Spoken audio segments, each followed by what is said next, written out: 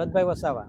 જી ભરતભાઈ, બોલાવ ગામે કયા ફળિયામાં કેટલું પાણી કેટલા લોકોને તકલીફ? બોલાવ ગામમાં નવો હળપતિવાસ, જૂનો હળપતિવાસ, આહિર ફળિયું, મતલબ આદિવાસી સંપૂર્ણ ફળિયામાં પાણી.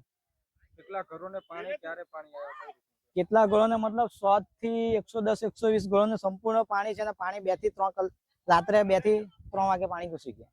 હાલ લોકોને કઈ રીતનું સ્થળાંતર કરે? લોકોને પોતપોતાની રીતે, મતલબ સગા સંબંધી છે કે જ્યાં નોકરી કરે છે, જેડીસી આવ્યું છે ત્યાં પોતપોતાની રીતે વ્યવસ્થા કરી લીધી. તંત્રની કેવી મદદ? તંત્ર સંપૂર્ણ બેદરકાર, કોઈ આવ્યું જ નથી? કોઈ પણ આવ્યું નથી.